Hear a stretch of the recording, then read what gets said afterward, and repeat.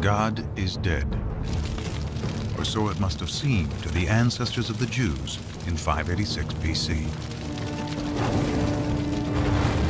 Jerusalem and the temple to their God are in flames. The nation of Israel, founded by King David, is wiped out. It would have seemed to have been the end, but it was rather the beginning. For out of the crucible of destruction emerges a sacred book, the Bible,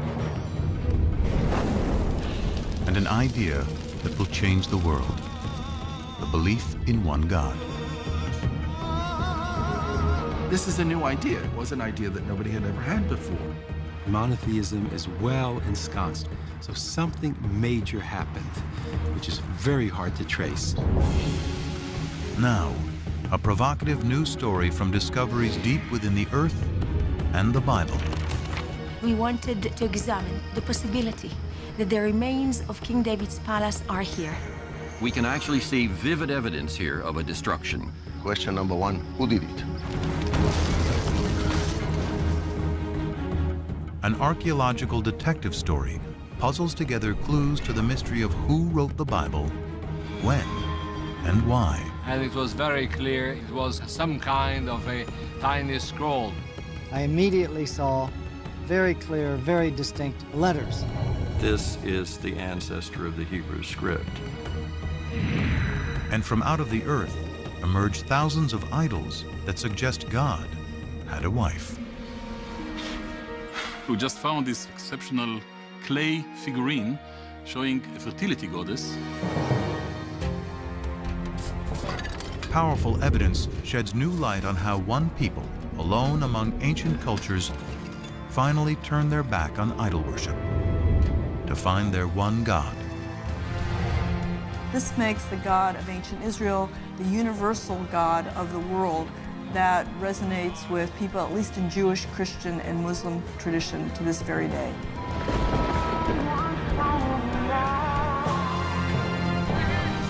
Now, science and scripture converge to create a powerful new story of an ancient people, God, and the Bible.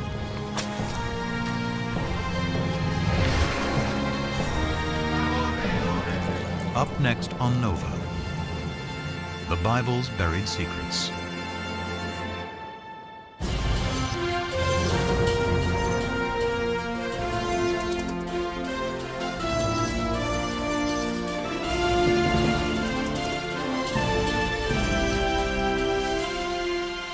Major funding for NOVA is provided by the following: the David H. Koch Fund for Science, supporting NOVA and promoting public understanding of science.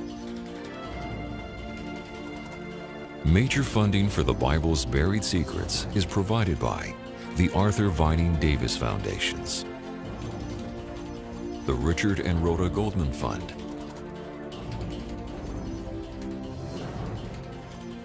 and the Righteous Persons Foundation. Additional funding for this program is provided by the Skirball Foundation and by the Solo Art and Architecture Foundation. Major funding for NOVA is also provided by the Corporation for Public Broadcasting and by PBS viewers like you. Thank you.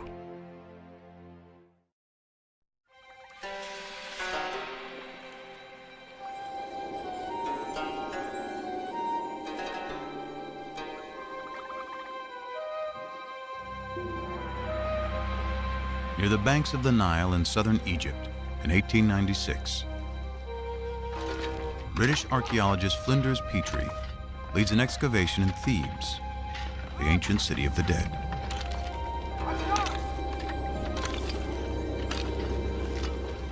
Here he unearths one of the most important discoveries in biblical archaeology.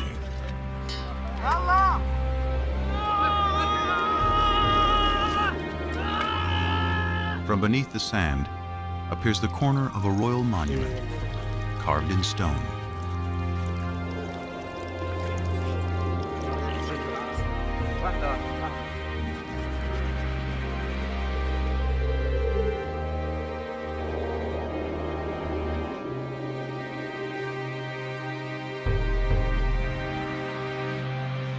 Dedicated in honor of Pharaoh Merneptah, son of Ramses the Great, it became known as the Merneptah Stela.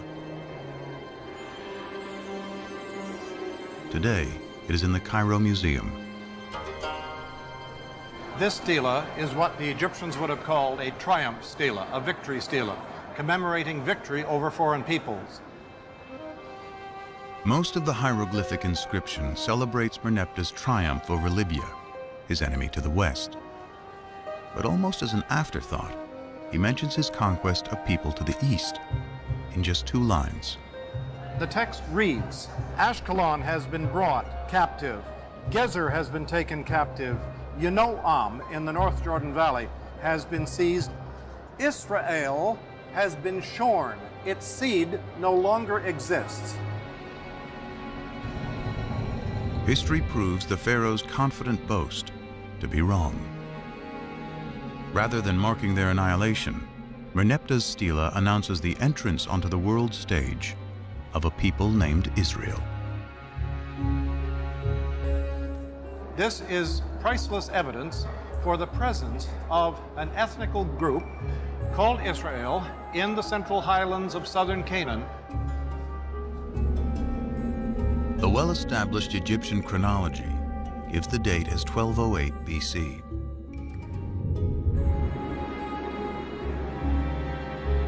Merneptah's stela is powerful evidence that a people called the Israelites are living in Canaan, in what today includes Israel and Palestine, over 3,000 years ago.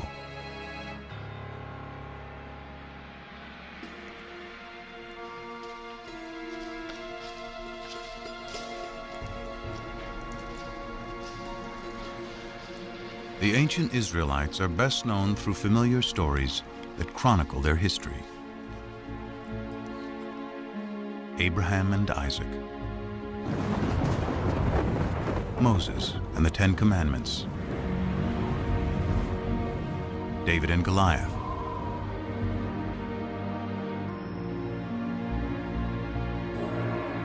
it is the ancient Israelites who write the Bible.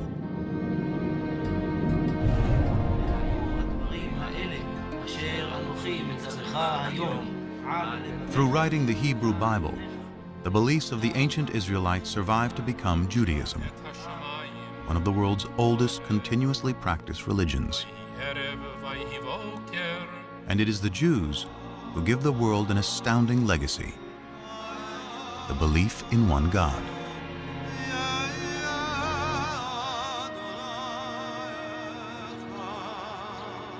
This belief will become the foundation of 2 other great monotheistic religions: Christianity and Islam.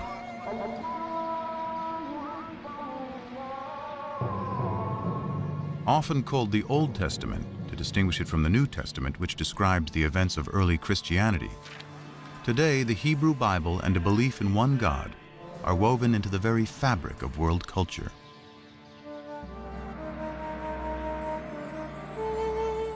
But in ancient times, all people, from the Egyptians to the Greeks to the Babylonians, worshiped many gods, usually in the form of idols.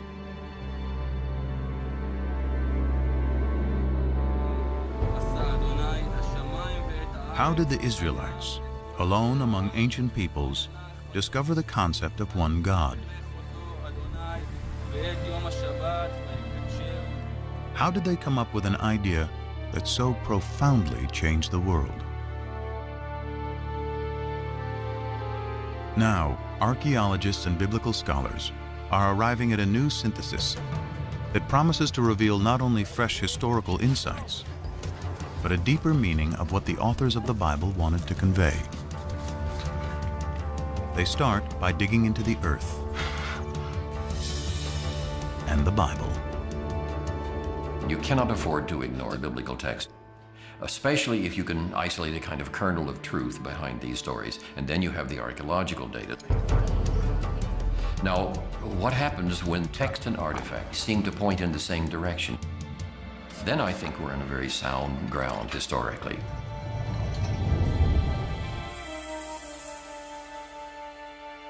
scholars search for intersections between science and scripture. The earliest is the victory stela of the Egyptian pharaoh Merneptah from 1208 BC. Both the stela and the Bible place a people called the Israelites in the hill country of Canaan, which includes modern-day Israel and Palestine. It is here, between two of history's greatest empires, that Israel's story will unfold.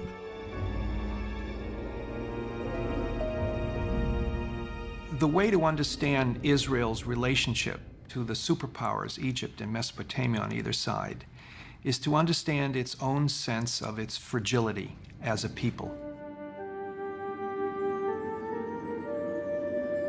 The primary way in which the Bible looks at the origins of Israel is as a people coming to settle in the land of Israel. It's not indigenous. It's not a native state.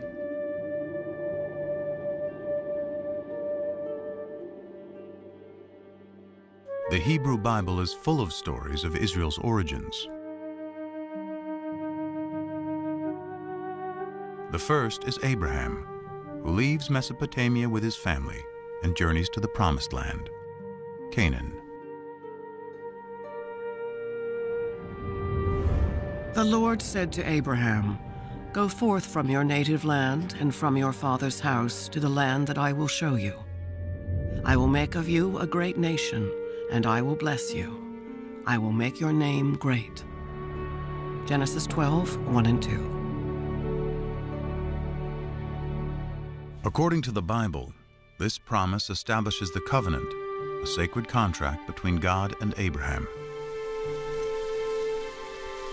To mark the covenant, Abraham and all males are circumcised. His descendants will be God's chosen people. They will be fruitful, multiply, and inhabit all the land between Egypt and Mesopotamia. In return, Abraham and his people, who will become the Israelites, must worship a single God.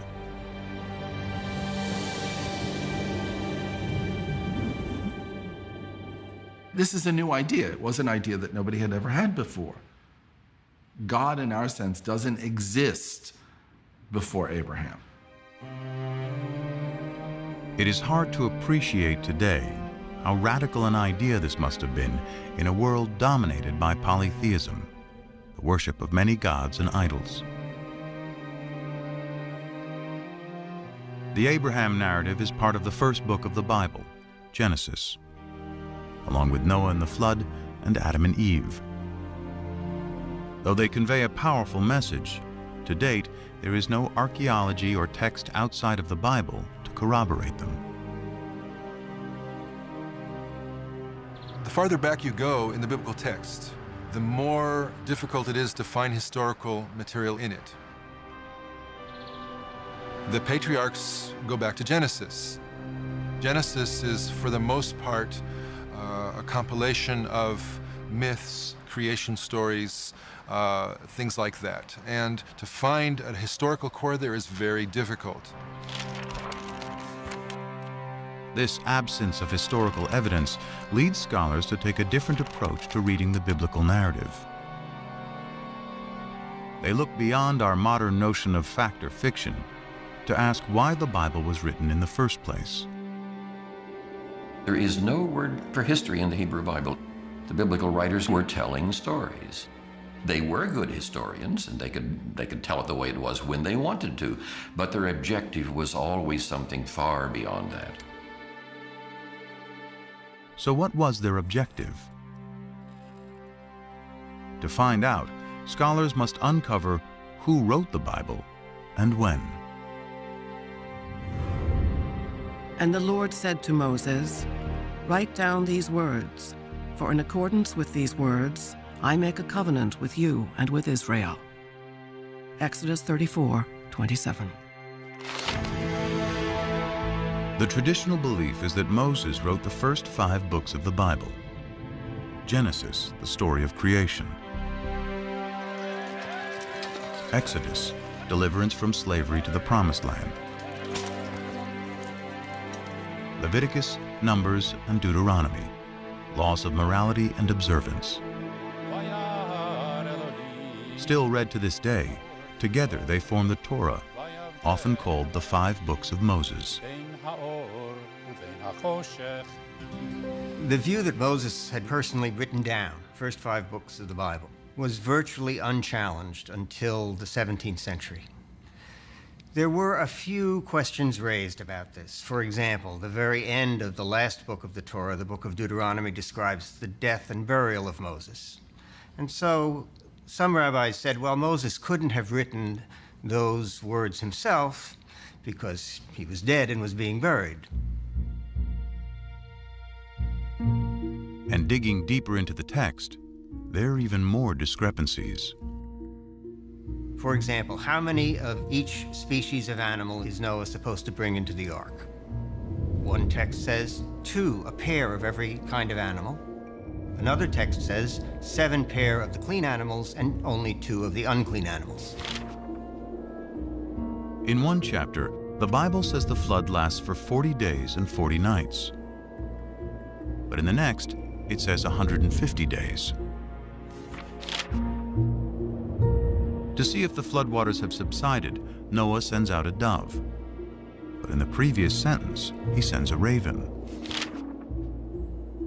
There are 2 complete versions of the flood story interwoven on the same page.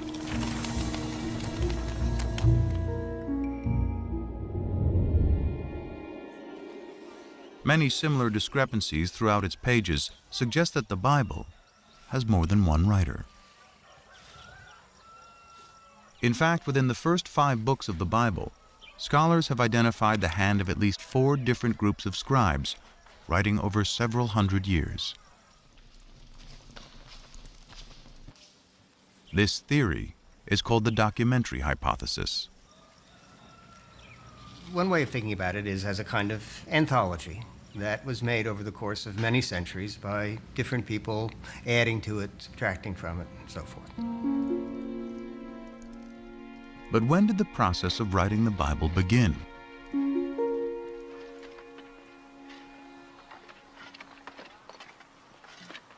Tel Zayit is a small site on the southwestern border of ancient Israel that dates back to biblical times.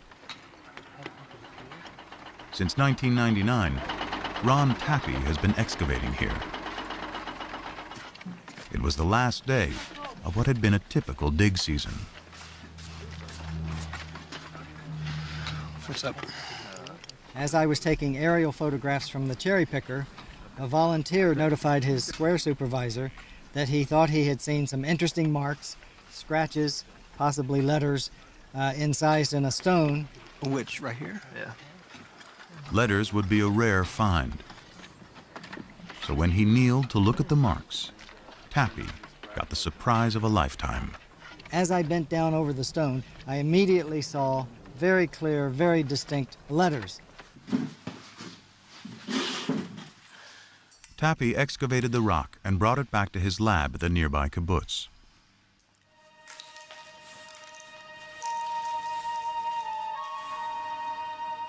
It was only then that he realized he had more than a simple inscription. Olive, Beit, Gimel, Dalet. I realized that this inscription represented an abecedery, that is to say, not a text narrative, but the letters of the Semitic alphabet written out in their correct order. Nun, and then Pei and Ayin are difficult to read, but they're out here. This ancient script is an early form of the Hebrew alphabet. What was found was not a random scratching of 2 or 3 letters. It was the full alphabet. Everything about it says that this is the ancestor of the Hebrew script.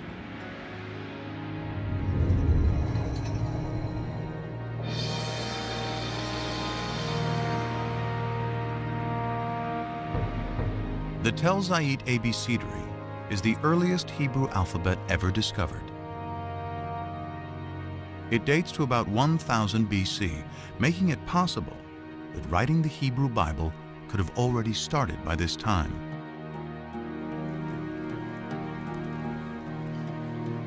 To discover the most ancient text in the Bible, scholars examine the Hebrew spelling, grammar, and vocabulary. The Hebrew Bible is a collection of literature written over about 1,000 years. And as with any other language, Hebrew naturally changed quite a bit over those 1,000 years. The same would be true of English. I'm speaking English of the 21st century, and if I were living in Elizabethan times, the words I choose, the syntax I use would be quite different.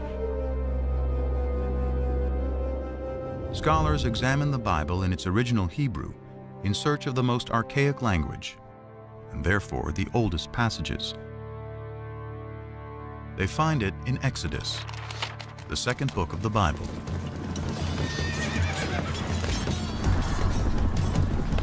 Pharaoh's chariots and his army he cast into the sea. His picked officers are drowned in the Red Sea. Exodus 15:4. This passage, known as the Song of the Sea, is the climactic scene of Exodus, the story of the Israelites' enslavement in Egypt and how Moses leads them to freedom.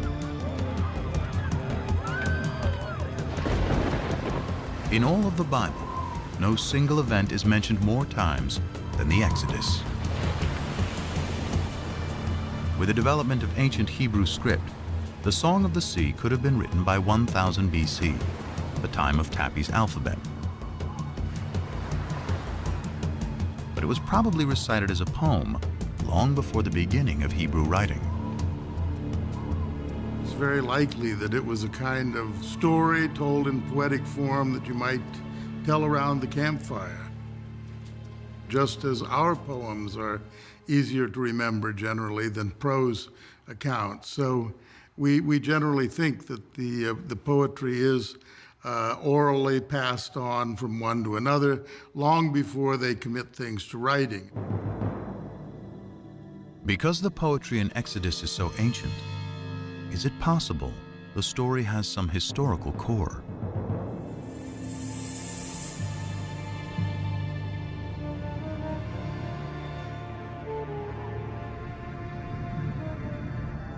Here in the eastern Nile Delta of Egypt, in a surreal landscape of fallen monuments and tumbled masonry, archaeologists have uncovered a lost city.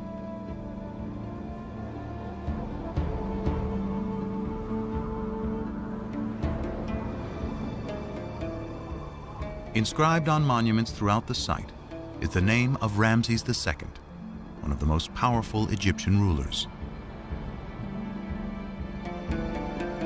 It is Ramses who is traditionally known as the Pharaoh of the Exodus. Ancient Egyptian texts call the city Piramesi, or House of Ramses, a name that resonates with the biblical story of Exodus. The only specific item mentioned in the Exodus story that we can probably connect with non-biblical material is the cities that the Hebrews were ordered to build, and they are named Pithom and Ramses. Scholars agree that the biblical city Ramses is the ancient Egyptian city Piramesi. Its ruins are here in present-day Tanis. Most of the Egyptologists identified Piramesi, the Ramses town, with Tanis, because here you have an abundance of Ramesside monuments. This convergence between archaeology and the Bible provides a time frame for the Exodus. It could not have happened before Ramses became king around 1275 BC. And it could not have happened after 1208 BC, when the stela of Pharaoh Merneptah, Ramses II's son, specifically locates the Israelites in Canaan.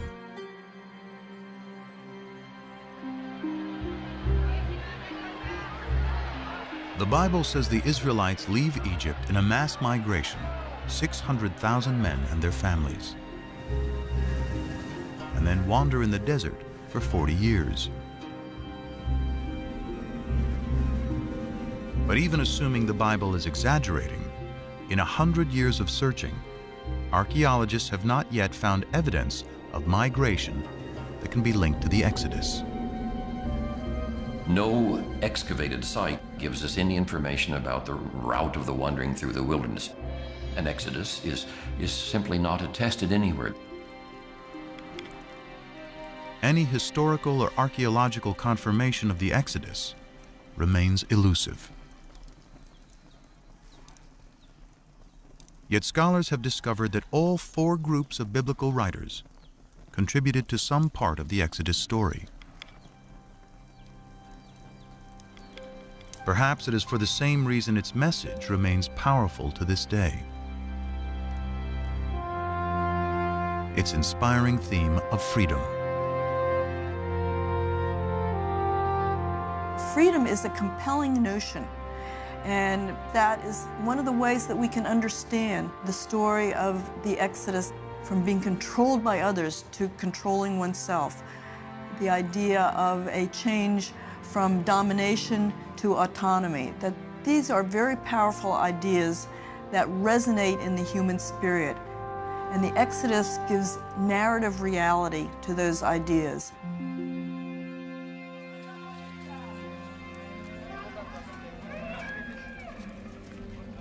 Following the Exodus, the Bible says God finally delivers the Israelites to the Promised Land, Canaan. Archaeology and sources outside the Bible reveal that Canaan consisted of well-fortified city-states, each with its own king, who in turn served Egypt and its pharaoh.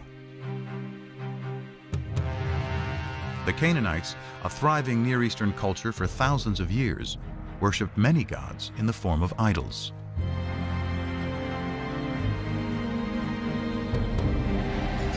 The Bible describes how a new leader, Joshua, takes the Israelites into Canaan in a blitzkrieg military campaign. So the people shouted, and the trumpets were blown.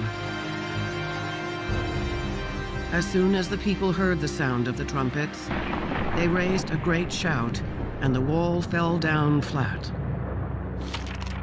Joshua 6:20. But what does archaeology say? In the 1930s, British archaeologist John Garstang excavated at Jericho, the first Canaanite city in Joshua's campaign. Garstang uncovered dramatic evidence of destruction and declared he had found the very walls that Joshua had brought tumbling down.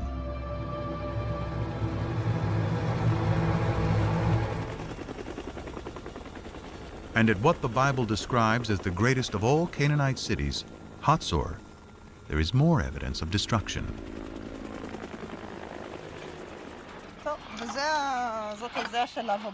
Today, Hatzor is being excavated by one of the leading Israeli archaeologists, Amnon Ben-Tor, and his protege and co-director, Sharon Zuckerman. I'm walking through a passage between 2 of the rooms of the Canaanite palace of the kings of Hatzor. Signs of the destruction you can still see almost everywhere. You can see the dark stones here, and most important, you can see how they cracked into a million pieces. It takes tremendous heat to cause such damage. The fire here was, how shall I say, the mother of all fire. Among the ashes, Ben-Tor discovered a desecrated statue, most likely the king or patron god of Hatzor. Its head and hands are cut off, apparently by the city's conquerors. This marked the end of Canaanite Hatzor.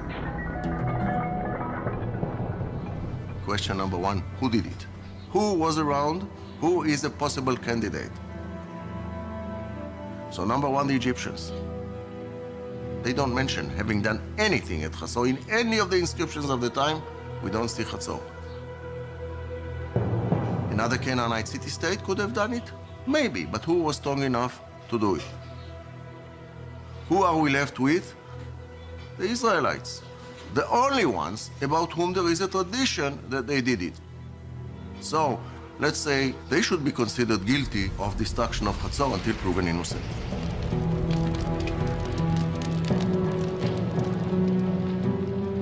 And there's another Canaanite city-state that Joshua and his army of Israelites are credited with laying waste. It's called Ai, and has been discovered in what is now the Palestinian territory of the West Bank.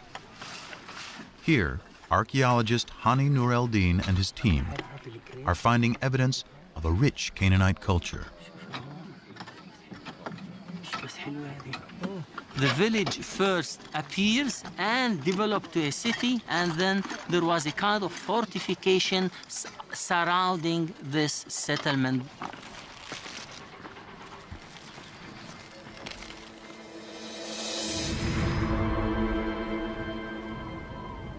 These heaps of stones were once a magnificent palace and temples, which were eventually destroyed.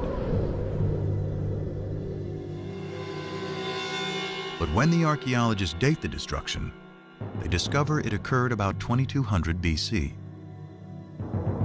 They date the destruction of Jericho to 1500 BC, and Hatzor's to about 1250 BC.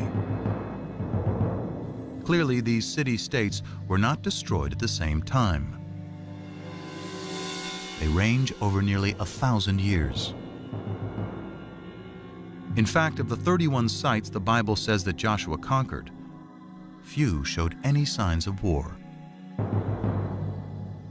There was no evidence of armed conflict in most of these sites. At the same time, it was discovered that most of the large Canaanite towns that were supposed to have been destroyed by these Israelites were either not destroyed at all or destroyed by others. A single sweeping military invasion led by Joshua cannot account for how the Israelites arrived in Canaan.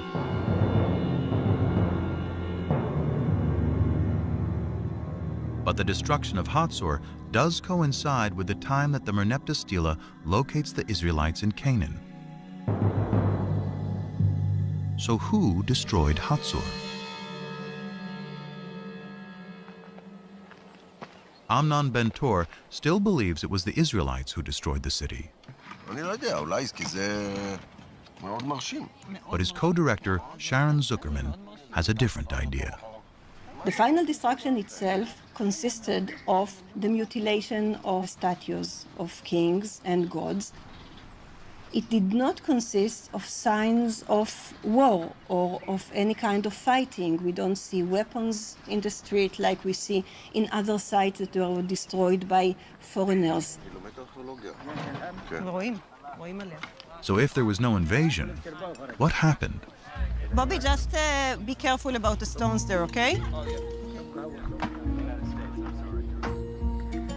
Excavations reveal that Hatzor had a lower city of commoners, serfs and slaves, and an upper city with a king and wealthy elites. Zuckerman finds within the grand palaces of elite Hatzor areas of disrepair and abandonment. To archaeologists, signs of a culture in decline and rebellion from within.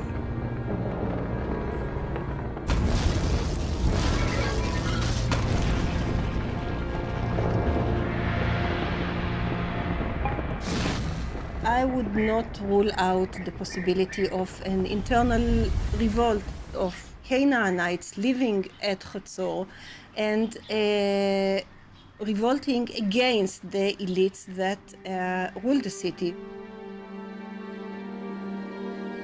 In fact, the entire Canaanite city-state system, including Hatzor and Jericho, breaks down. Archaeology and ancient texts clearly show that it is the result of a long period of decline and upheaval that sweeps through Mesopotamia, the Aegean region, and the Egyptian Empire around 1200 BC.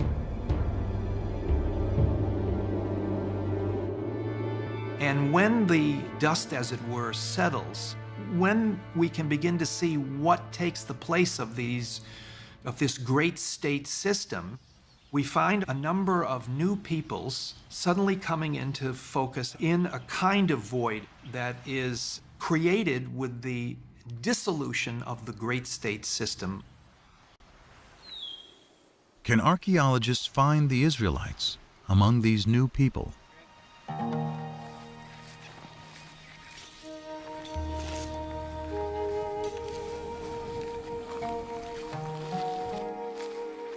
In the 1970s, archaeologists started wide-ranging surveys throughout the central hill country of Canaan. Today, primarily the Palestinian territory of the West Bank.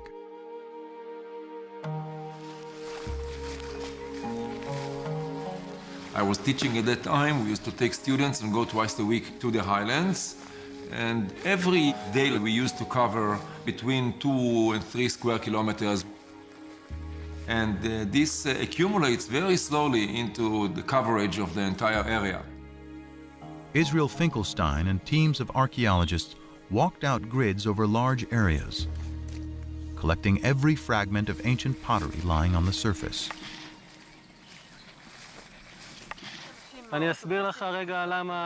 Over 7 years, he covered nearly 400 square miles, sorting pottery and marking the locations of where it was found on a map. In the beginning, the spots were there on the map and they meant nothing to me. But later, slowly, I started seeing sort of phenomena and processes.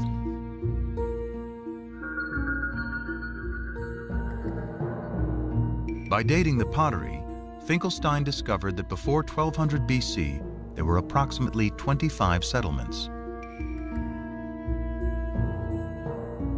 He estimated the total population of those settlements to be 3,000 to 5,000 inhabitants. But just 200 years later, there's a very sharp increase in settlements and people. Then you get this boom of population growing and growing.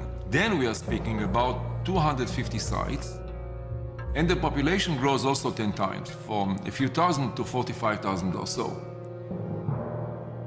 Now, this is very dramatic and cannot be explained as natural growth.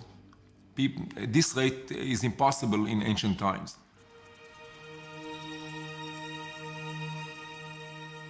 If not natural growth, perhaps these are the waves of dispersed people settling down following the collapse of the great state systems.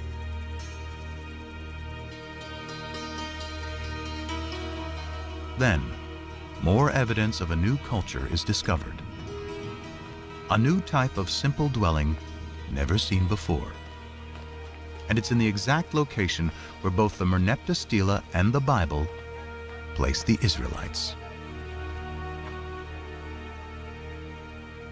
The sites in which this type of house appears throughout the country, this is where Israelites lived. And they are sometimes even called the Israelite house, the Israelite-type house. The people who lived in those villages seem to be arranged more or less in a kind of an egalitarian society because there are no major architectural installations. If you look at the finds are relatively poor. Pottery is more or less mundane. I don't want to offend the early settlers or the early Israelites. Very little art. Curiously, the mundane pottery found at these new Israelite villages is very similar to the everyday pottery found at the older Canaanite cities like Hatzor.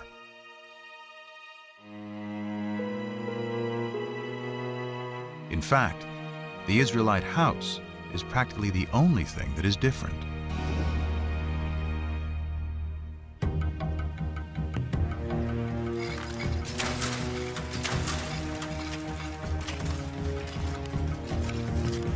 This broad similarity is leading archaeologists to a startling new conclusion about the origins of the ancient Israelites. The notion is that most of the early Israelites were originally Canaanites, displaced Canaanites. The Israelites were always in the land of Israel. They were natives, but they were different kinds of groups. They were basically the have-nots. So what we're dealing with is a movement of peoples, but not an invasion of armed hordes from outside.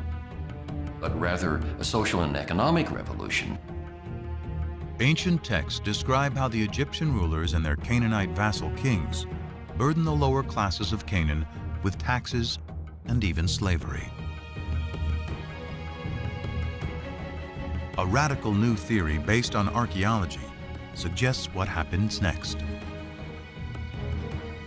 As that oppressive social system declines, families and tribes of serfs, slaves, and common Canaanites seize the opportunity. In search of a better way of life, they abandon the old city-states and head for the hills. Free from the oppression of their past, they eventually emerge in a new place as a new people. The Israelites. In the text, you have a story of the Israelites coming from outside and then besieging the Canaanite cities, destroying them, and then becoming a nation in the land of Canaan. 7 shirts from the Middle Bronze Age. Whereas archaeology tells us something which is the opposite. The Late Bronze Age. According to archaeology, the rise of early Israel is an outcome of the collapse of Canaanite society, not the reason for that collapse. Archaeology reveals that the Israelites were themselves originally Canaanites.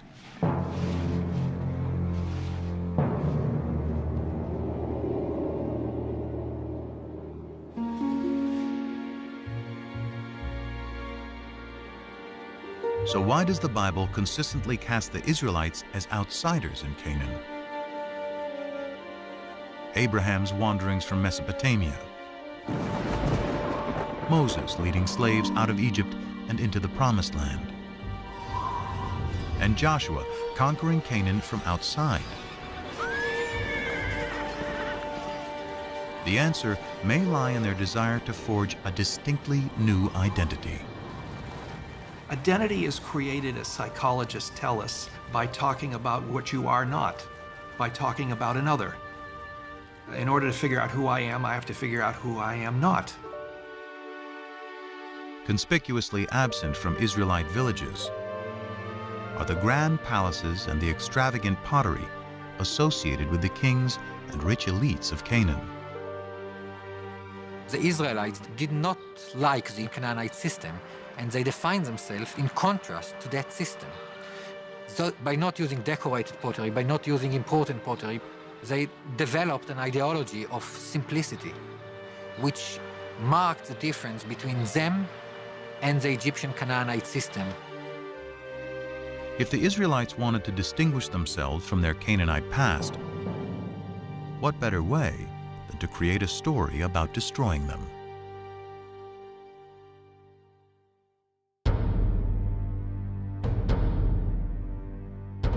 But the stories of Abraham, Exodus, and the conquest serve another purpose.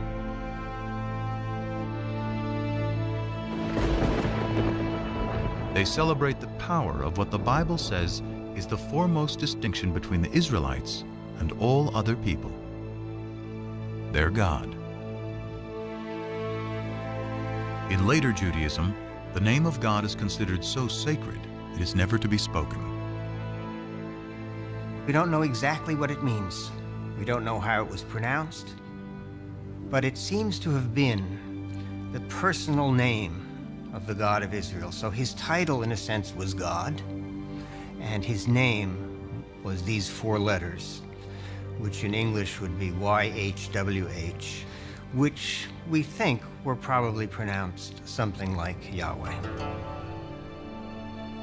But Yahweh only appears in the Hebrew Bible. His name is nowhere to be found in Canaanite texts or stories. So where do the Israelites find their God?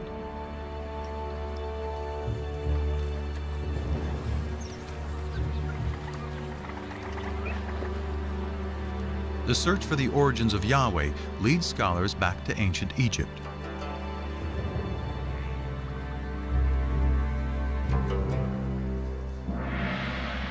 Here in the royal city of Karnak, For over 1,000 years, pharaohs celebrated their power with statues, obelisks, and carved murals on temple walls.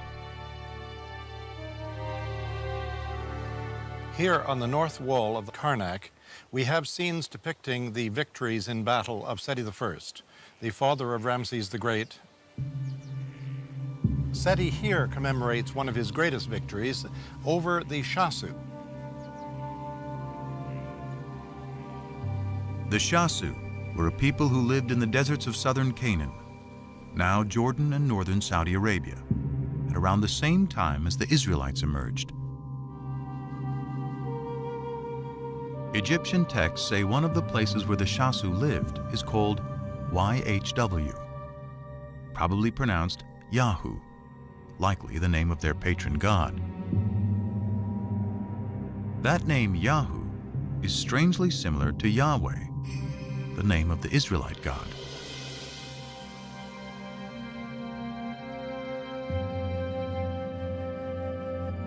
In the Bible, the place where the Shasu lived is referred to as Midian.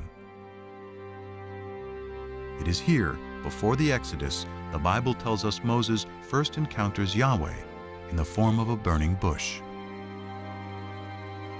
Come no closer. Remove the sandals from your feet, for the place on which you are standing is holy ground. God also said to Moses, "Thus you shall say to the Israelites, Yahweh, the God of your ancestors, has sent me to you.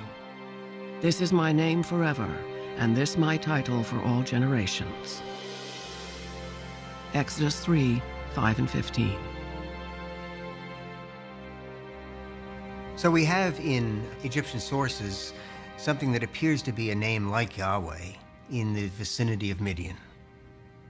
Here is Moses in Midian, and there a deity appears to him and reveals his name to Moses as Yahweh. These tantalizing connections are leading biblical scholars to re-examine the Exodus story.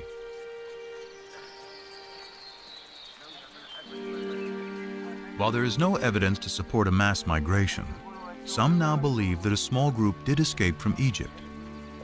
However, they were not Israelites, but rather Canaanite slaves.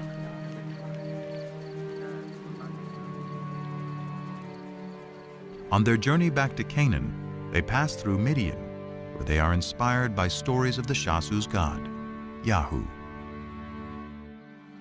There was probably a group of people who fled from Egypt and had some divine experience.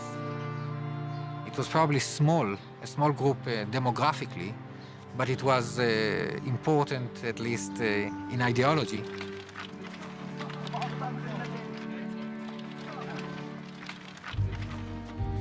They find their way to the central hill country, where they encounter the tribes who had fled the Canaanite city-states.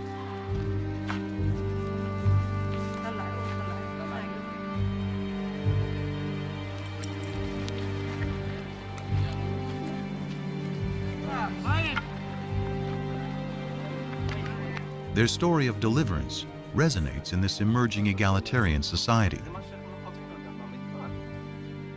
The liberated slaves attribute their freedom to the God they met in Midian, who they now call Yahweh.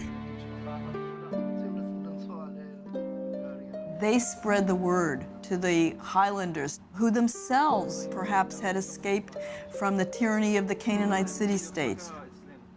They spread the idea of a God who represented freedom, freedom for people to keep the fruits of their own labor. This was a message that was so powerful that it brought people together and gave them a new kind of identity. The identity of Israelites. They are a combination of disenfranchised Canaanites, runaway slaves from Egypt, and even nomads settling down. The Bible calls them a mixed multitude. According to the Hebrew Bible, early Israel was a motley crew, and we know that's the case now.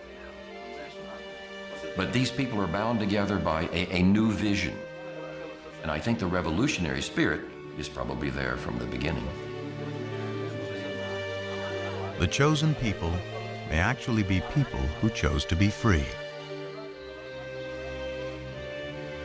Their story of escape, first told by word of mouth and poetry, helps forge a collective identity among the tribes.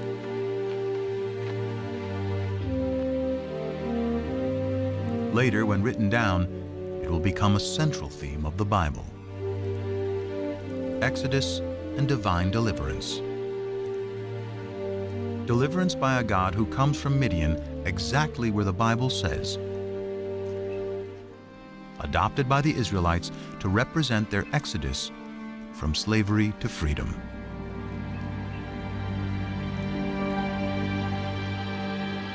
So is this the birth of monotheism? The common understanding of what differentiated the ancient Israelites from their neighbors was that their neighbors worshipped many different gods and goddesses, and the Israelites worshipped only the one true God. But that is not the case. This bull figurine, likely representing Eo, the chief god of the Canaanite deities, is one of thousands of idols discovered in Israelite sites.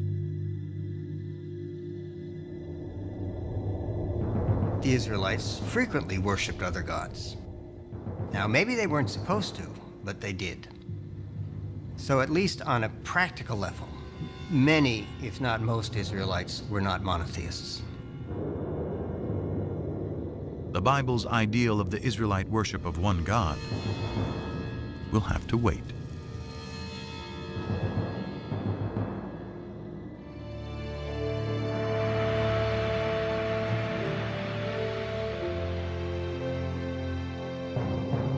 About 2 centuries pass after the Merneptah Stela places the Israelites in Canaan. Families grow into tribes. Their population increases. Then, about 1000 BC, one of the Bible's larger-than-life figures emerges to unite the 12 tribes of Israel against a powerful new enemy. David put his hand into the bag. He took out a stone and slung it. It struck the Philistine in the forehead. The stone sank into his forehead, and he fell down on the ground. 1 Samuel 17:49. The Bible celebrates David as a shepherd boy who vanquishes the giant Goliath. A lover who lusts after forbidden fruits. And a poet who composes lyric psalms still recited today. Of all the names in the Hebrew Bible, none appears more than David.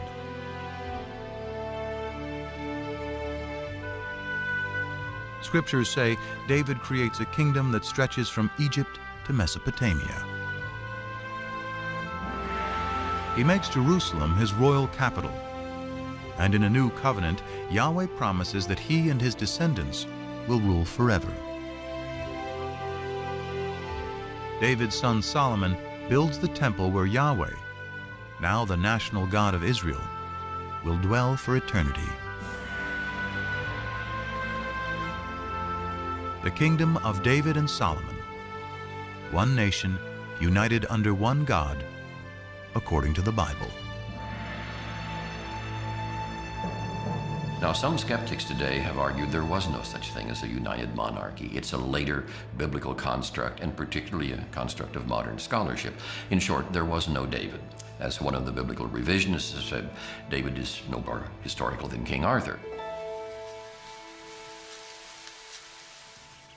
But then, in 1993, an amazing discovery literally shed new light on what the Bible calls ancient Israel's greatest king. Gila Cook was finishing up some survey work with an assistant at Tel Dan, a biblical site in the far north of Israel today. The excavation was headed by the eminent Israeli archaeologist Avraham Biran. It was near the end of the day, and Cook was getting her last measurements when she hears a yell from below. And it was Biran in his booming voice yelling, "Gila, let's go." And so I waved to him, hold it, and continued working. Okay. After being summoned by Biran a second time, Cook had her assistant load her up. And she started down the hill.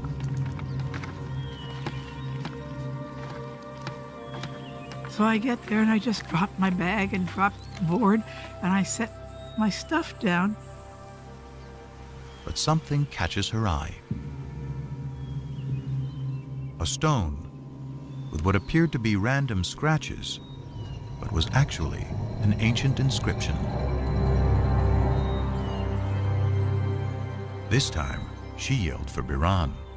And he looks at it and he looks at me and he says, "Oh my God." Cook had found a fragment of a victory stela, written in Aramaic, an ancient language very similar to Hebrew.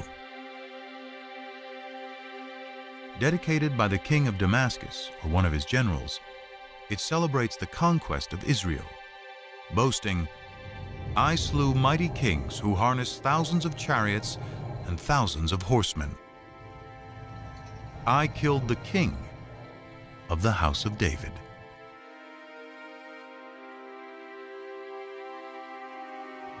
Those words, "the house of David," make this a critical discovery. They are strong evidence that David really lived.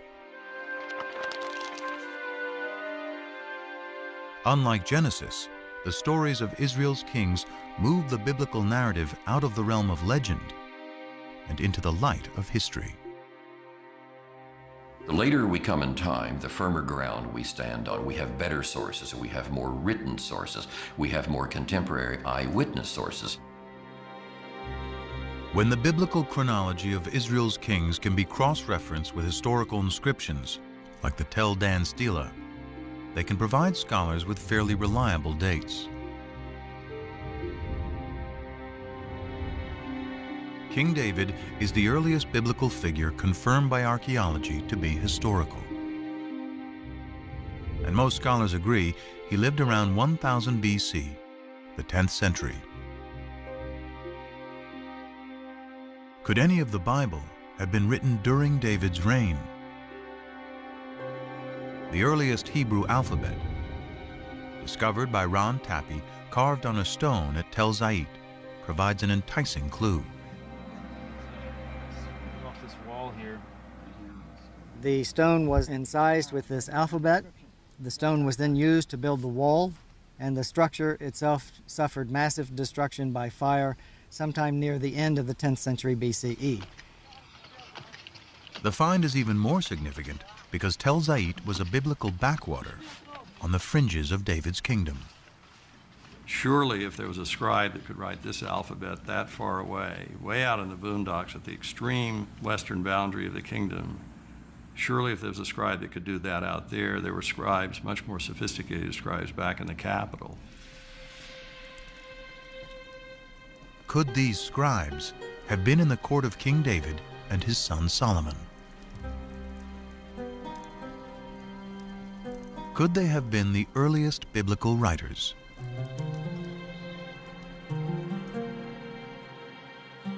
In the 18th century, German scholars uncovered a clue to who wrote the Bible, hidden in two different names for God. According to one account, Abraham knew God by his intimate personal name, conventionally pronounced Yahweh. Passages with the name Yahweh, which in German is spelled with a J, scholars refer to as J. But according to other accounts, Abraham knew God simply by the most common Hebrew word for God, which is Elohim. So the two different writers became known as E for Elohim and J for Yahweh. Most likely based on poetry and songs passed down for generations, they both write a version of Israel's distant past.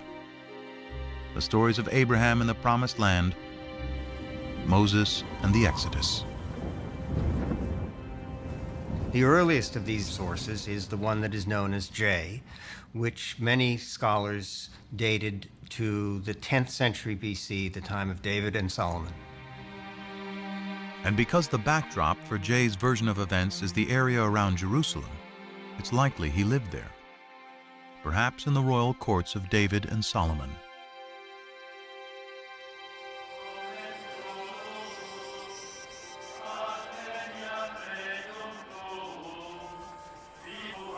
For over 100 years, archaeologists have searched Jerusalem for evidence of the kingdom of David.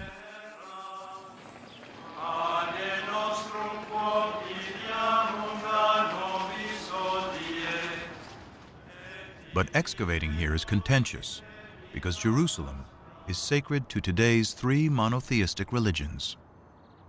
For Christians, Jesus comes in his final week to worship at the Jerusalem temple. He's crucified, he's buried, he's resurrected in the city of Jerusalem.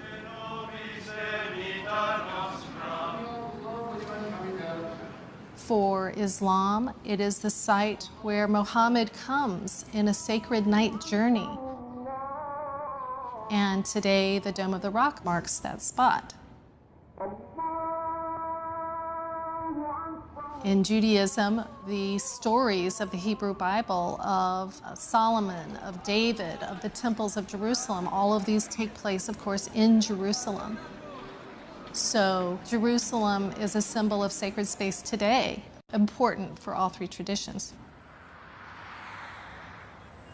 Despite the difficulties, Israeli archaeologist Eilat Mazar went digging in the most ancient part of Jerusalem, today called the City of David.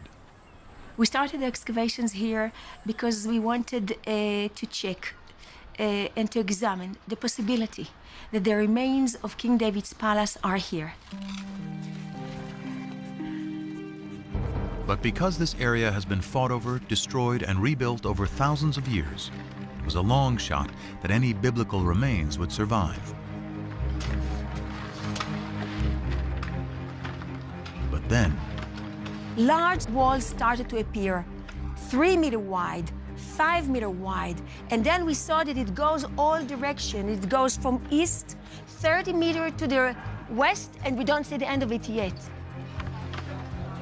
Such huge walls can only be part of a massive building. And Mazar believes her excavations to date represent only 20% of its total size.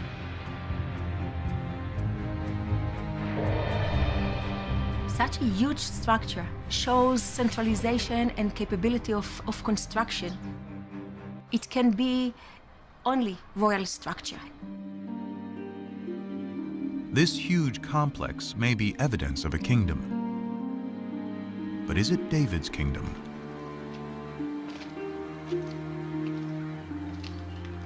For these walls to be David's palace, it would have to date to his lifetime, around 1000 BC.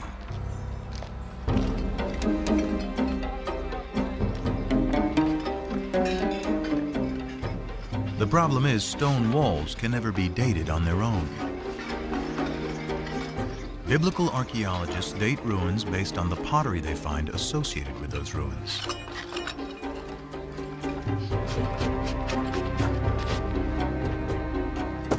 Pottery dating is based on two ideas.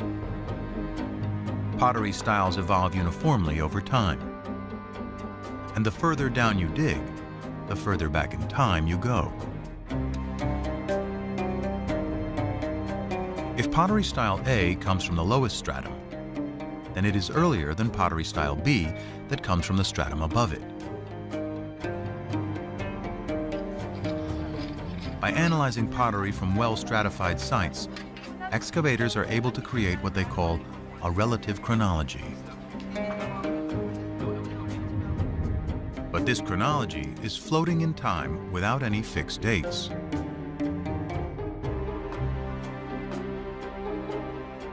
To anchor this chronology, William Foxwell Albright, considered the father of biblical archaeology, used events mentioned in both the Bible and Egyptian and Mesopotamian texts to assign dates to pottery styles. Albright's chronology, slightly modified, is what Mazar uses to date her massive building. and what most archaeologists use today. What we found is a typical 10th century pottery, meaning bowls with hand burnish. You can see from inside, together with an import, a beautiful black on red juglet. What is so important that this is a 10th century typical juglet. So has Mazar discovered the Palace of David? She adds up the evidence. The building is huge.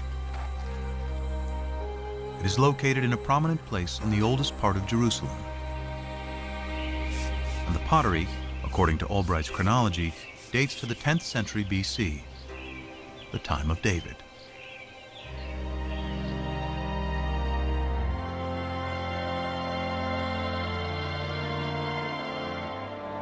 Mazar believes she has indeed found the Palace of David.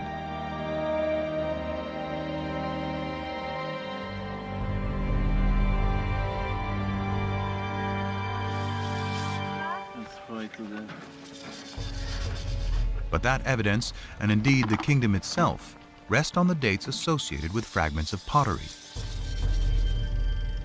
And some critics argue the system for dating that pottery relies too heavily on the Bible. Archaeologists in the past did not rely too heavily on the Bible. They relied only on the Bible. We have a problem in dating. How do you date in archaeology? You need an anchor from outside. Today, there is a more scientific method to anchor pottery to firm dates: radiocarbon dating. It is a specialty of Elisabetta Boretto of the Weizmann Institute. The first step is, of course, in the field, which relates the sample, the material like olive pits or seeds or charcoal to the archaeological context. If an olive seed is found at the same layer as a piece of pottery, the carbon in the seed can be used to date the pottery. When the seed dies, its radioactive carbon-14 decays at a consistent rate over time. By measuring the ratio of carbon-14 to carbon-12, Boretto can determine the age of the olive seed, which in turn can be used to date the pottery.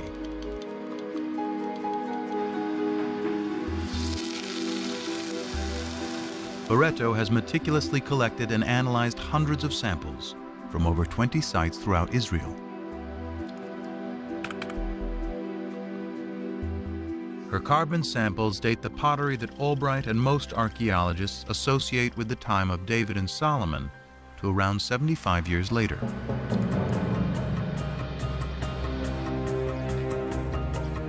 For events so long ago, this may seem like a trivial difference.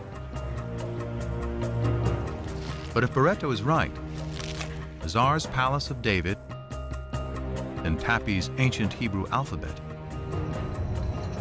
have to be redated.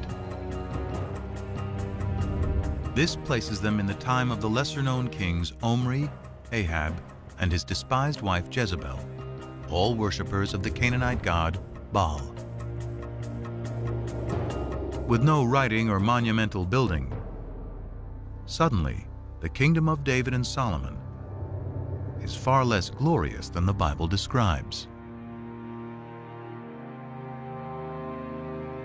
So David and Solomon did not rule over a big territory. It was a small chiefdom, if you wish, with just a few settlements, very poor, the population was limited, there was no manpower for big conquests and so on and so forth.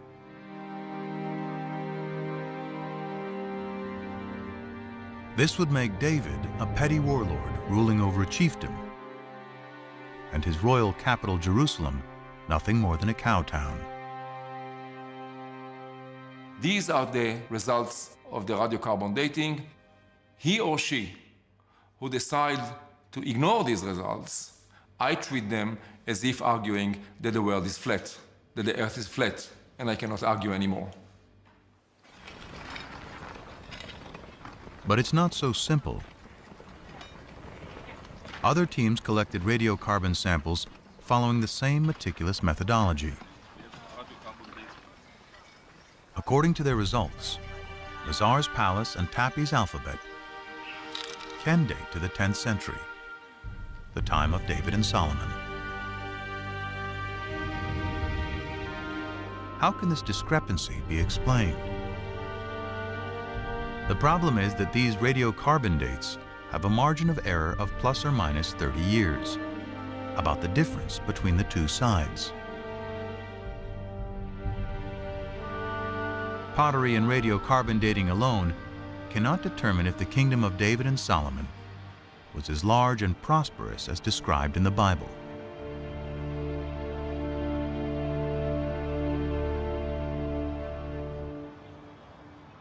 Fortunately, the Bible offers clues of other places to dig for evidence of this kingdom. The Bible credits David with conquering the kingdom, but it is Solomon, his son, who is the great builder. This was the purpose of the forced labor which Solomon imposed. It was to build the house of Yahweh and the wall of Jerusalem, Hatzor, Megiddo, and Gezer. 1 Kings 9:15.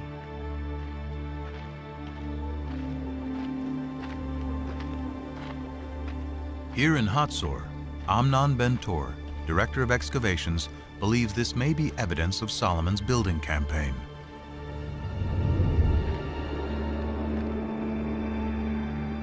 Archaeologists call it a six-chambered gate, a massive entryway fortified with towers and guardrooms. Ben-Tor's predecessor, Yigal Yadin, first uncovered this structure. It turned out to be a six-chambered gate, and Yadin immediately remembered that a very, very similar gate was excavated at Gezer, and then Chicago University excavated this gate here at Megiddo. Stunned by the similarity of these three gates, Yadin recalled the passage in the Bible. Here we have a wonderful connection of the biblical passage as it shows up in archaeology. Three monumental gates, all based on the same plan, would seem to be powerful evidence not only of prosperity, but also of a central authority. Throughout its history, the Israelites had been divided into tribes, then into kingdoms, north and south. The locations of these strikingly similar gates in both regions suggest a single governing authority throughout the land.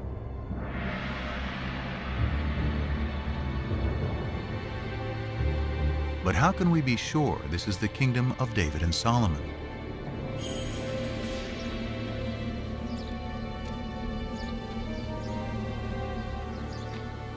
The answer, once again, lies in Egypt. The head-smiting scene which you see on this wall commemorates a military campaign conducted by Pharaoh Shishak, or Sheshonq, the founder of Dynasty 22 in Egypt. The Egyptian pharaoh Shishak invades Israel, an event the Bible reports and specifically dates to 5 years after Solomon's death, during the reign of his son, Rehoboam. In the 5th year of King Rehoboam, King Shishak of Egypt marched against Jerusalem and carried off the treasures of the house of Yahweh and the treasures of the royal palace. He carried off everything. 1 Kings 14:25 and 26. The importance of this in fixing one of the earliest dates, specific dates, in which Egyptian history coincides with biblical history is really startling and has to be taken note of. This stunning convergence between the Bible and Egyptian history gives a firm date for the death of Solomon. Shishak's campaign, according to the well-established Egyptian chronology, dates to 925 BC. And the Bible says Solomon dies 5 years earlier, which means 930 BC. This is further evidence that David and Solomon lived in the 10th century.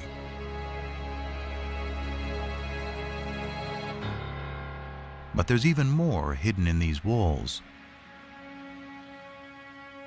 These ovals, with their depictions of bound captives and city walls, represent places Pharaoh Shishak conquered in Israel. One of those places is Gezer, where archaeologists find the hallmark of Solomon's building program, a six-chambered gate. Bill Deaver directed the excavations in the late 1960s. We can actually see vivid evidence here of a destruction. Down below, we have the original stones pretty much in situ, but if you look in here, you see the stones are badly cracked. You can even see where they're burned from the heat of a huge fire that has been built here. And then up in here, you see the fire has been so intense that the soft limestone has melted into lime and it flows down like lava. This is vivid evidence of a destruction, and we would connect that with this well-known raid of Pharaoh Shishak. And if the gate was destroyed by Shishak in 925 BC, then it must have been built during the lifetime of Solomon, who died just 5 years earlier. Surely this kind of monumental architecture is evidence of state formation. And if it's in the 10th century, then Solomon. Although a minority of archaeologists continue to disagree, this convergence of the Bible, Egyptian chronology, and Solomon's gates is powerful evidence that a great kingdom existed at the time of David and Solomon, spanning all of Israel, north and south, with its capital in Jerusalem. But Jerusalem is more than a political center.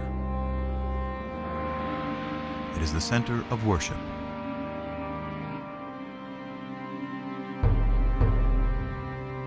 The magic of Jerusalem is the magic of the temple. One temple for the one God. The result is that Jerusalem and the temple emerge as powerful symbols not just of the oneness of God, but also of the oneness of the Jewish people. The worship of the ancient Israelites bears little resemblance to Judaism today. It centered around the temple, built by David's son Solomon, and seen as Yahweh's earthly dwelling. To understand how the ancient Israelites worshiped their God, scholars must discover what the temple looked like and how it functioned. But although archaeologists know where its remains should be, it is impossible to dig there. It lies under the third holiest site in Islam, which includes the Dome of the Rock.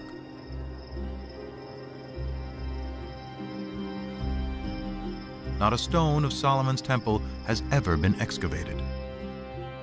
But the Bible offers a remarkably detailed description. The house which King Solomon built for Yahweh was 60 cubits long, 20 cubits wide, and 30 cubits high. In the inner sanctuary, he made 2 cherubim, each 10 cubits high. He overlaid the cherubim with gold. 1 Kings 6, 2, 23 and 28. The Bible's description suggests a floor plan for Solomon's temple, and it is strikingly similar to temples built by neighboring peoples who worship many gods. The closest in appearance is a temple hundreds of miles to the north of Jerusalem at Ain Dara in modern-day Syria. They have similar dimensions and the same basic floor plan. Guarding both temples are sphinxes, or cherubim as the Bible calls them. Unique to the temple at Ain Dara are the enormous footprints of the God who lived here. They mark his progress as he strode to his throne in the innermost sanctuary. If we take the details that we find of Solomon's temple in the Book of Kings and compare it with the Ain Dara temple, we can piece together a fairly good picture, I think, of what this temple might have looked like in the age of Solomon.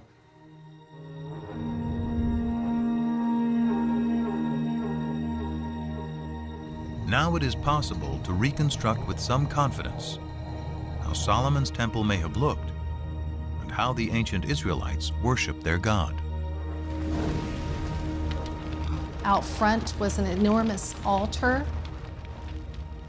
Beyond that was a porch area that led into the inside of the temple.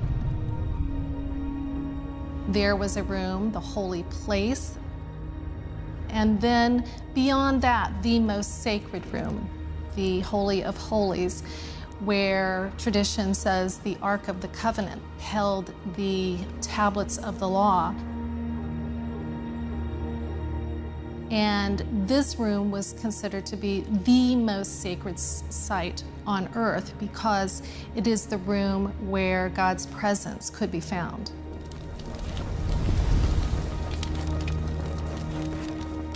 And the ancient Israelites believed their God demanded a very specific form of worship.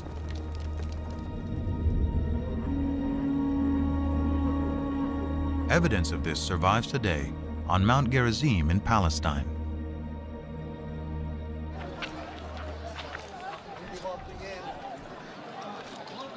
The Samaritans who live here claim direct descent from the ancient tribes of Israel. According to their tradition, for over 2,500 years, they have been practicing the ancient Israelite form of worship: animal sacrifice.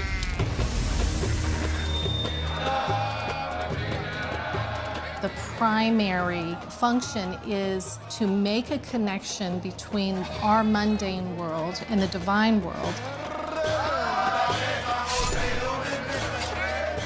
And the means for the ancient Israelites is embodied in blood.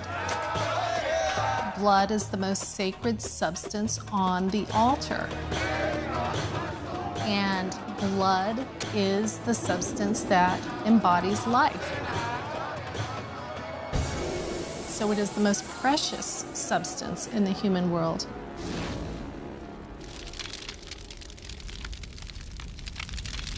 But while the priests were offering sacrifice to Yahweh in the temple, many Israelites were not as loyal.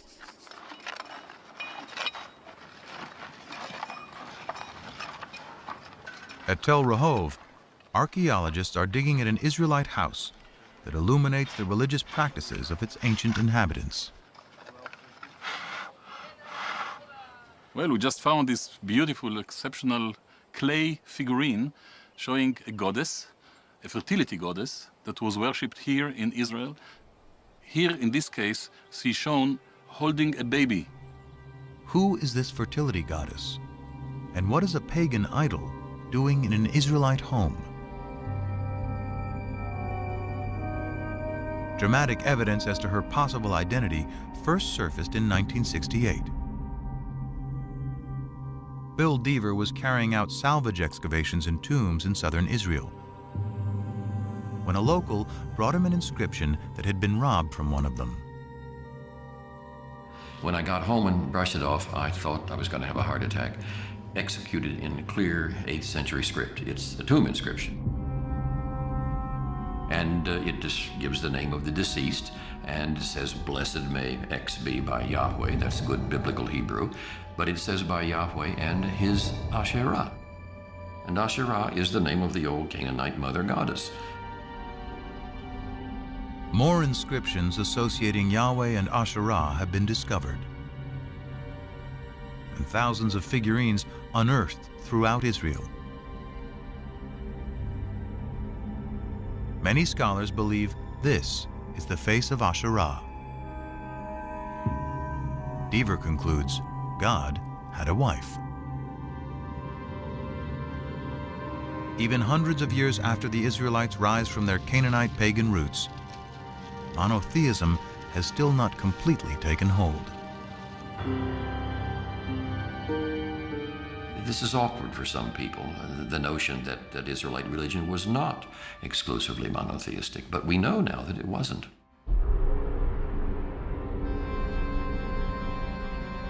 The Bible admits the Israelites continue to worship Asherah and other Canaanite gods, such as Baal.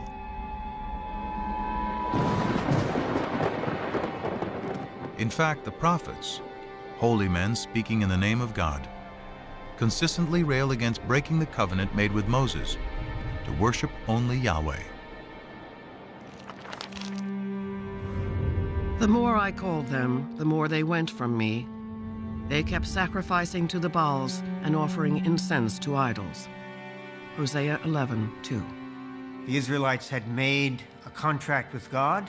If they kept it, God would reward them. If they broke it, he would punish them.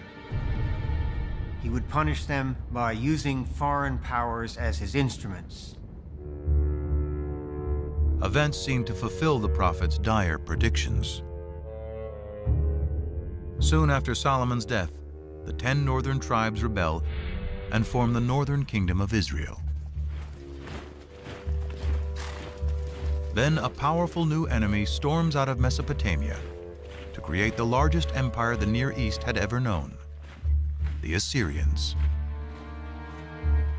The Assyrians were the overpowering military force, and Israel and Judah, the two states that the Bible talks about as the states making up the people Israel, fell under the sway of the Assyrian juggernaut. Numerous Assyrian texts and reliefs vividly document their domination of Israel and Judah.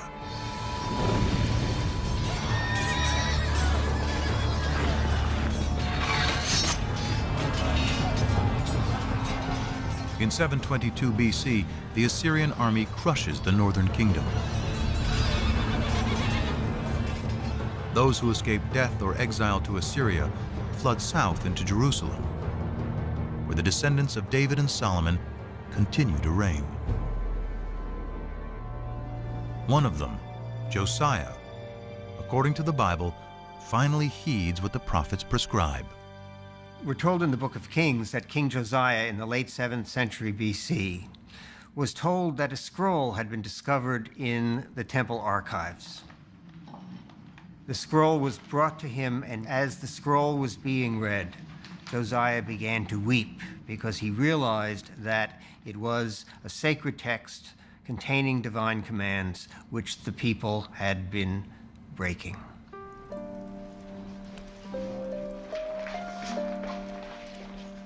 Scholars believe that the lost scroll is part of the 5th book of the Torah, Deuteronomy, a detailed code of laws and observance. It inspires another group of scribes in the 7th century BC, whom scholars call the D writers.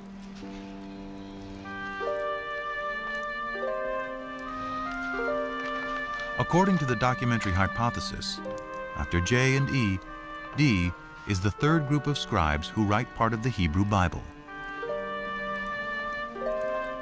D retells the Exodus story and reaffirms the covenant Moses made between God and the Israelite people.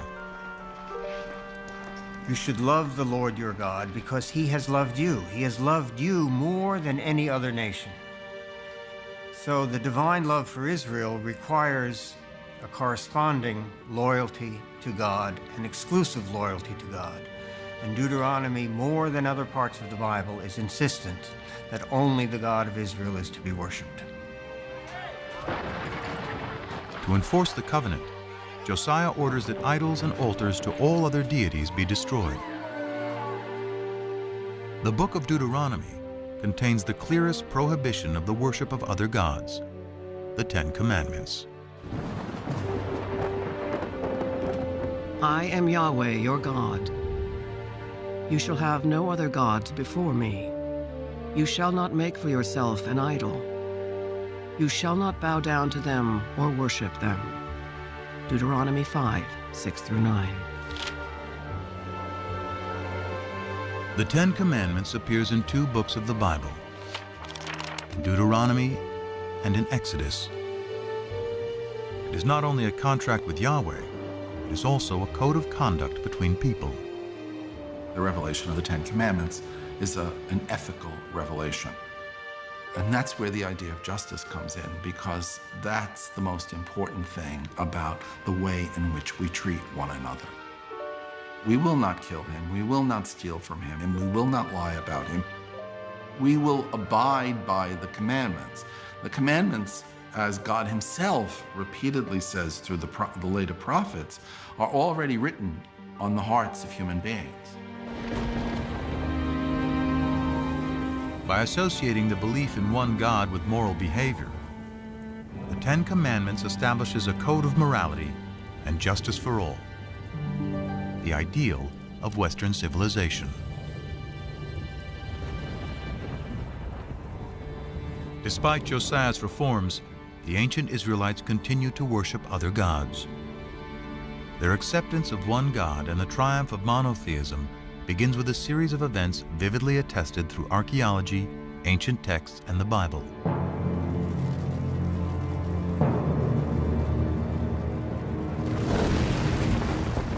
It starts with the destruction of Yahweh's earthly dwelling, the Jerusalem temple.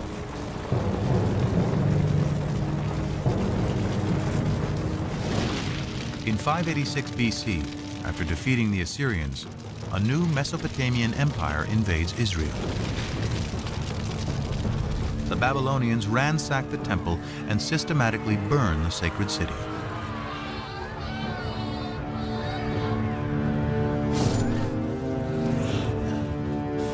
Before his eyes, the Babylonian victors slay the sons of Zedekiah, the last Davidic king, then blind him.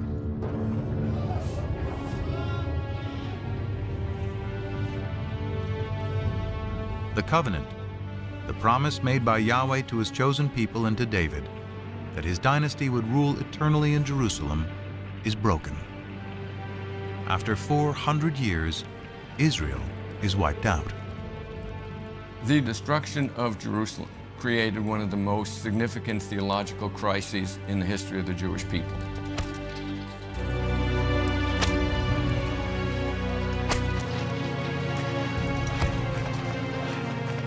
The Babylonians round up the Israelite priests, prophets, and scribes and drag them in chains to Babylon. Babylonian records confirm the presence of Israelites, including the king, in exile. In every age of disbelief, one is inclined to think God is dead. And surely those who survived the fall of Jerusalem must have thought so. After all, how could God allow his temple, his house, the sign, visible sign of his presence among his people, to be destroyed? Without temple, king, or land, how can the Israelites survive? Their journey begins with the ancient scrolls, which some scholars speculate were rescued from the flames of the destruction.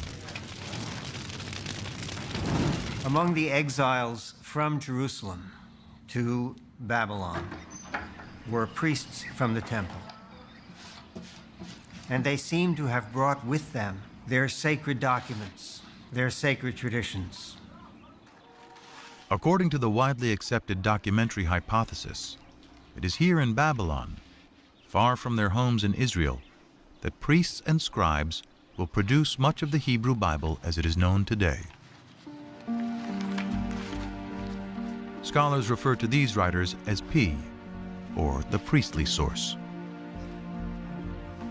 It was P who took all of these earlier traditions, the J source, the E source, the D source, and other sources as well, and combined them into what we know as the Torah, the first 5 books of the Bible. But more than just compiling, P edits and writes a version of Israel's distant past, including the Abraham story, that provides a way for the Israelites to remain a people and maintain their covenant with God.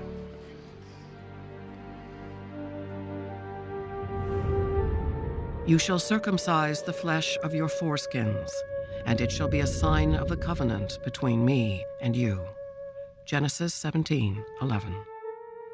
When Genesis 17 attributes a covenantal value to circumcision, it is not really talking about Abraham. It is really talking about the exiles of the 6th century BCE. who, far from their native home, were desperately trying to find a way to reaffirm their difference. Therefore, they began to look at circumcision as not simply another practice, but rather as the marker of the covenant, and they attributed this view back to Abraham. To the exiles, the Babylonians are the new Canaanites, the idol-worshipping, uncircumcised peoples from whom they must remain apart.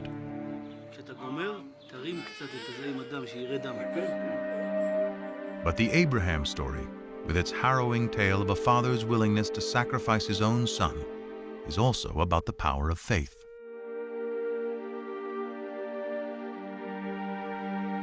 It is no coincidence that the exiled P scribes place Abraham's origins in Ur, just down the river from Babylon. Perhaps with the same faith as Abraham had, so too will the exiles be returned to the promised land. One of the pervasive themes in the Torah is the theme of exile and return.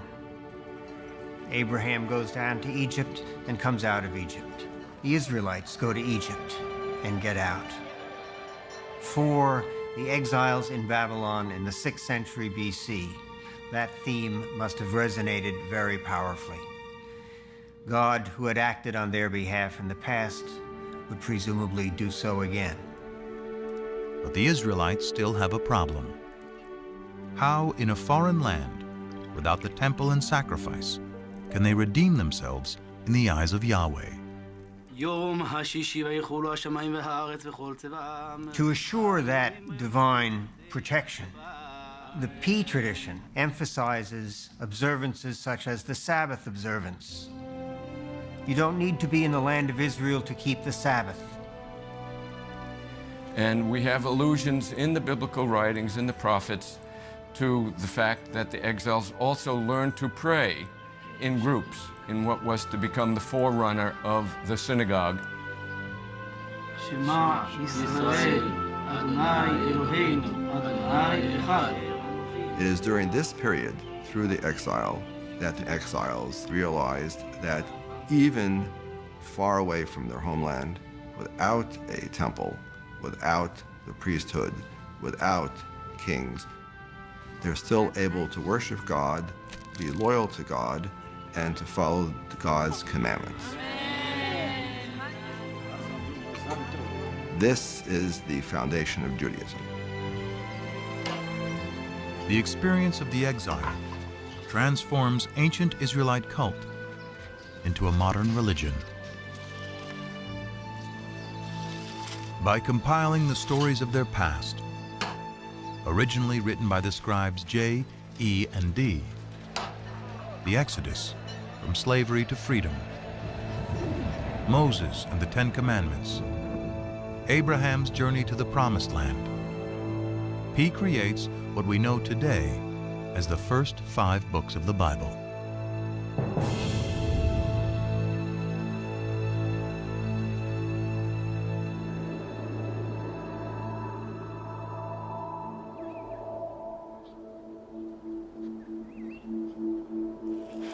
Though this theory is widely accepted, physical evidence of any biblical text from the exile or earlier is hard to come by.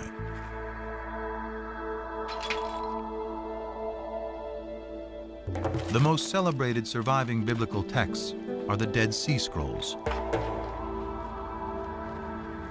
First discovered by accident in 1947, the scrolls represent nearly all 39 books of the Hebrew Bible, at least in fragments.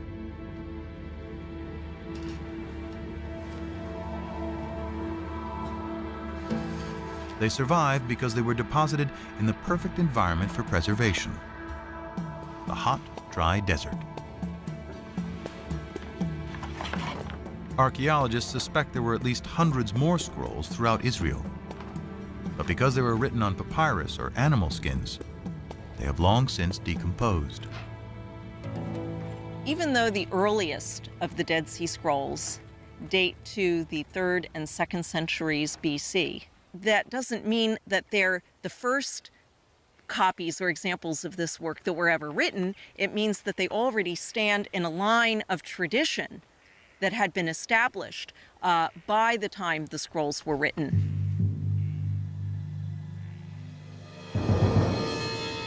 Still, the earliest of the Dead Sea Scrolls dates to at least 300 years after the Babylonian exile.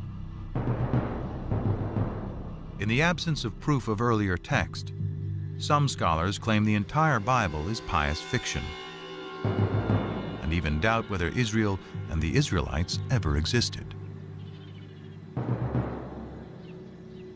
For many of the revisionists, these extreme skeptics, there was no ancient Israel. Israel is an intellectual construct. In other words, these people were not rethinking their past, they were inventing their past. They had no past. So the Bible is a myth, a foundation myth told to legitimate a people who had no legitimacy. The legitimacy of the Israelite past hinges on finding a piece of evidence to prove the ancient origins of the Bible.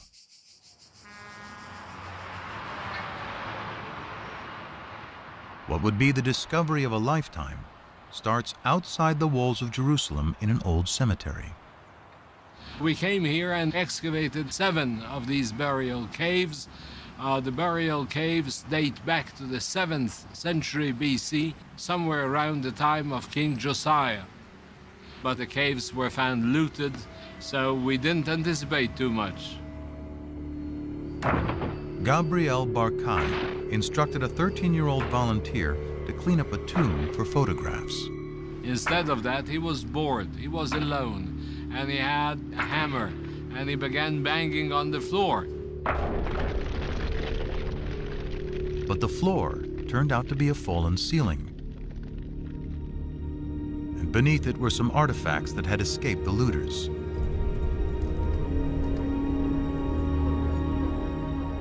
Among the hundreds of grave goods, one artifact stood out.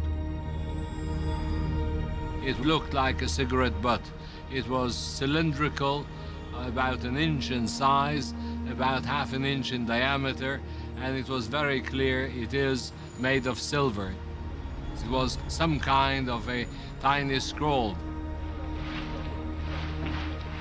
A second, slightly smaller scroll was also found, and both were taken to the labs at the Israel Museum.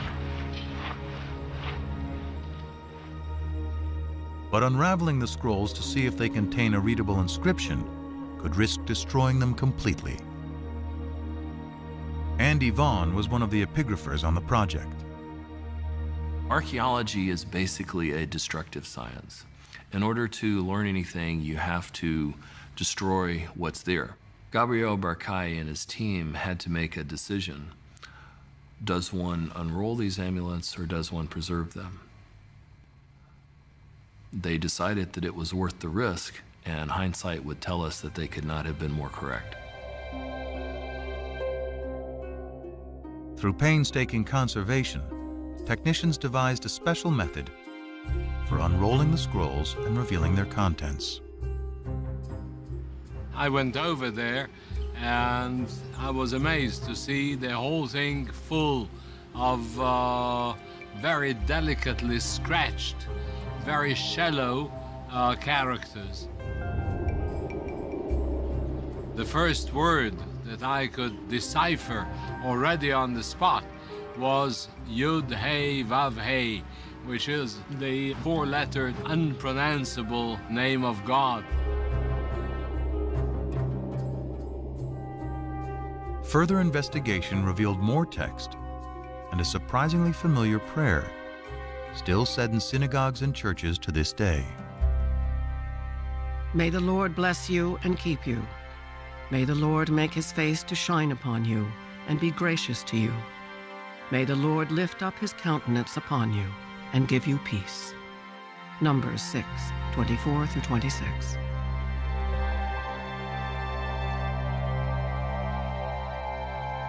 There is no doubt at all that these 2 amulets contain the priestly benediction found in Numbers 6.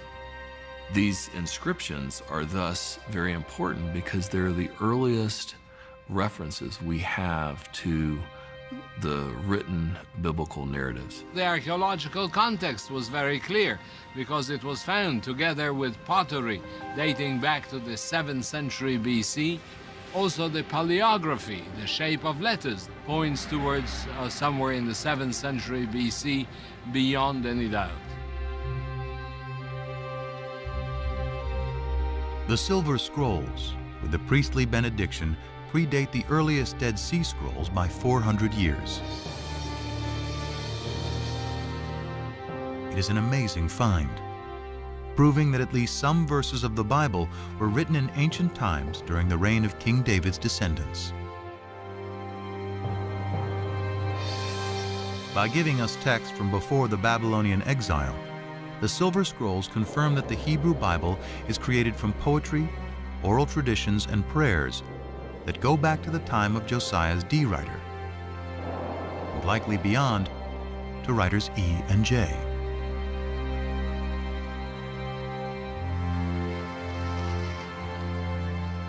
As modern scholars suspect, the Torah, the first 5 books of the Bible, takes its final form during the Babylonian exile.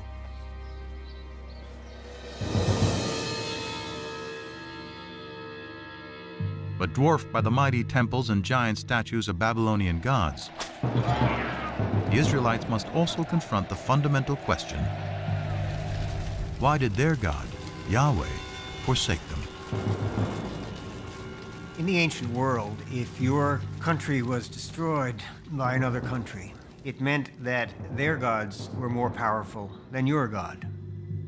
And the natural thing to do was to worship the more powerful God.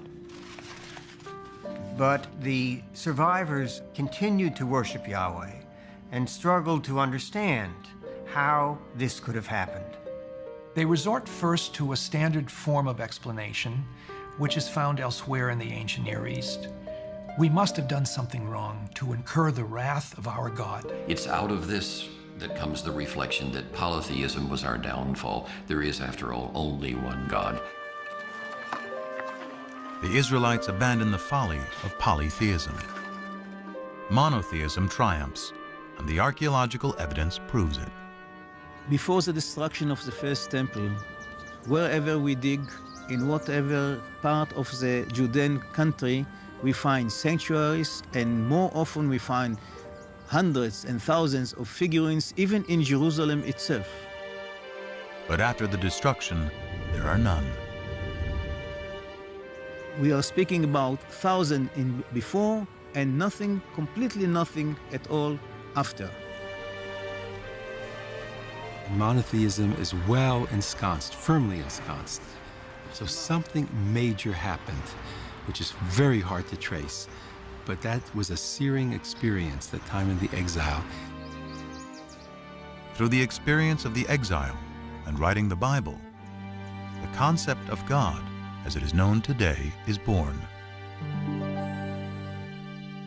In a way, P created something that was much greater, because it was greater than any individual land or kingdom. It was a kind of a universal religion based on a creator God, not just a God of a single nation, but the God of the world, the God of the universe. This moves Yahweh into the realm of being a universal deity who has the power to affect what happens in the whole universe. This makes the God of ancient Israel the universal God of the world that resonates with people, at least in Jewish, Christian, and Muslim tradition to this very day.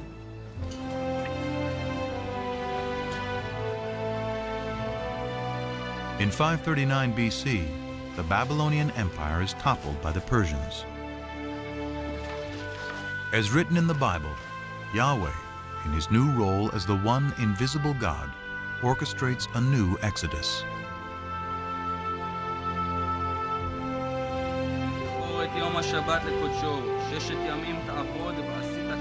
Among one group of returning exiles is the prophet Ezra.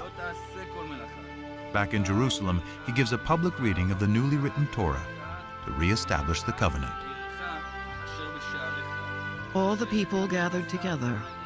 They told the scribe Ezra to bring the book of the law of Moses, which the Lord had given to Israel. He read from it from early morning until midday, and the ears of all the people were attentive to the book of the law. Nehemiah 8, 1-3. To me, it's one of the most moving moments in the whole Bible. Ezra returns with the Bible in his hands, so we have the feeling that the process begun in the exile is finally finished, and Ezra has a copy. The scrolls that chronicle the Israelites' relationship with their God is now the Hebrew Bible, the Old Testament, a sacred text for over 3 billion people. Through its writing, an ancient cult becomes a modern religion. And the Israelite deity Yahweh transforms into the God of the 3 great monotheistic religions.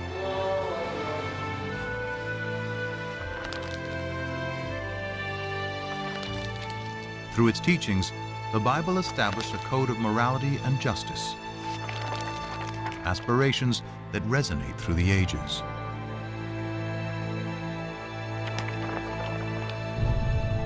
More than fact or fiction, at the intersection of science and scriptures is a story that began over 3,000 years ago and continues to this day.